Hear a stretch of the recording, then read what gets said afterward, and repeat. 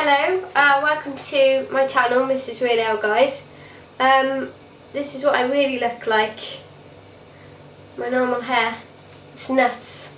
It's a really long story, but I didn't have time to straighten it today. I've literally just got back in from work.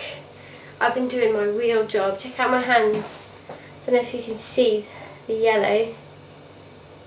No, I don't think you can. How stupid. Now I feel like a fool. You can't actually see how yellow my hands are. I'm a florist, so I've got pollen all over my hands. Today I'm really in two minds as to whether or not to review this beer today. It's very hard to get hold of.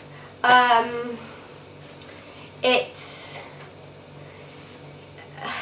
a very, very good beer, and I can't help but feel that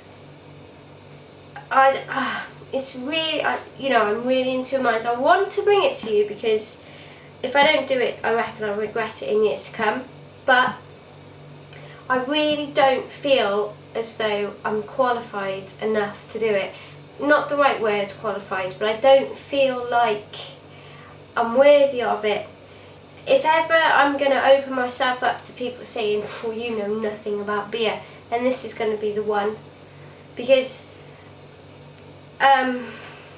I'm just an amateur at this, and I feel like I'm really in way over my head today. This beer is completely and wholly out of my league. But something is saying go for it, so I'm going to. And I just hope that I've done the right thing.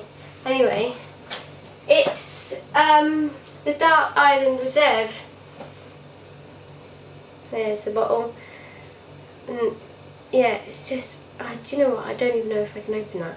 Now, this is 10% alcohol ABV. It won the Great Taste Award of 2011. Won gold. It's from the Orkney Brewery up in Scotland. It's a limited edition. Do you see what I mean? This is a massive, massive beer. Oh my god, ignore that. Oh, I'm going to enjoy watching that back just for that. So, yeah, Mr. Real Ale Guide, or the Real Ale Guide, he reviewed this the other day, and he's really kindly kept me some to review myself. And like I said, I'm like, not sure I should, but I'm going to. So let's open this. Way! Wow! So I believe this is a barley wine, is that right?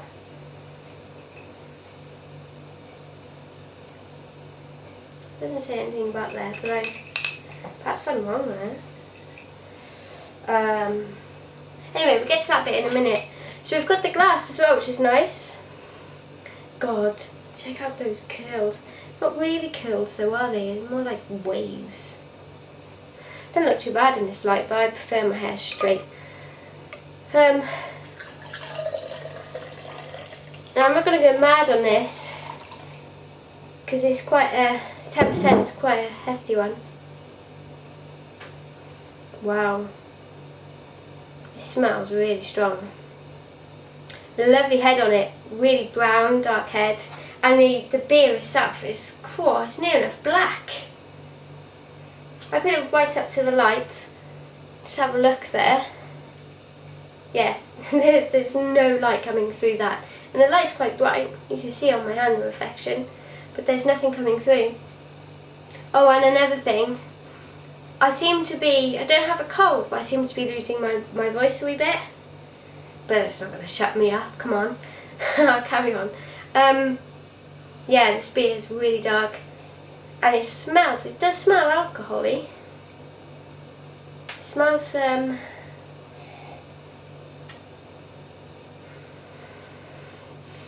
of sweet. Enough talking. I think I'm just going to go straight in for the drink today.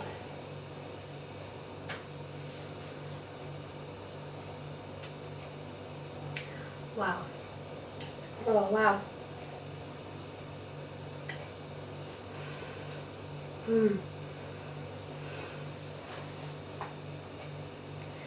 My goodness.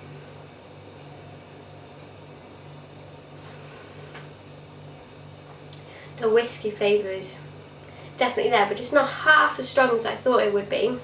Oh yeah. The beer's finished in old oak casks, which we use to mature fine malt whiskies, which I forgot to say. But I was expecting a really strong whiskey taste, which I don't like.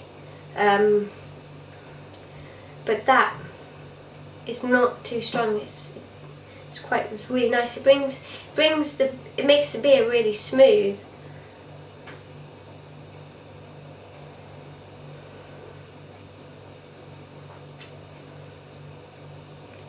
Yeah, it's really smooth, really nice.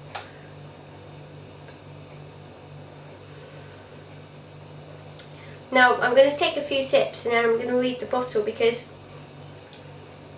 the flavours in this are a grower. They grow on your palate as you let it like warm in your mouth. It's like a really warming beer, so I'm going to do that.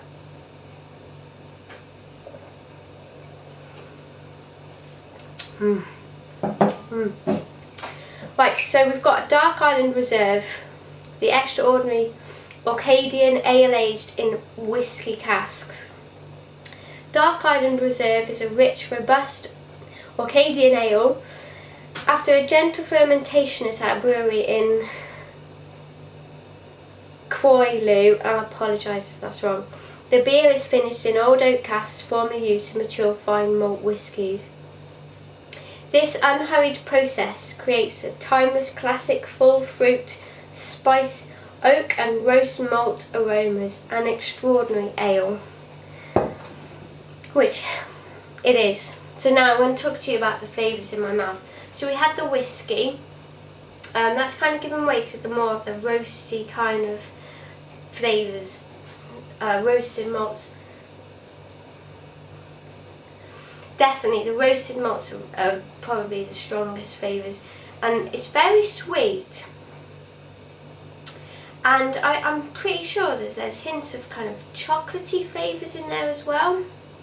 And the best thing about that kind of feel in your mouth is the fact that it makes you want to go for another sip. So I'm going to and being 10% ABV, it is alcohol-y. You can definitely taste it. You know it's an alcohol. You know it's a high level alcohol too. But it's really quite easy to drink. Really enjoyable too.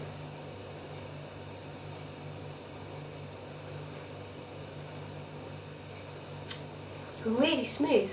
Really smooth. It's got it does have a slight carbonation when it hits your tongue, but it's got this massive, just smooths it all over and combines all flavours together really nicely in your mouth.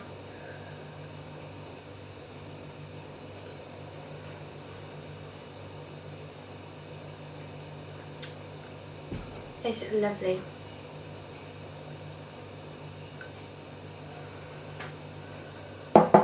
It's like a special occasion beer.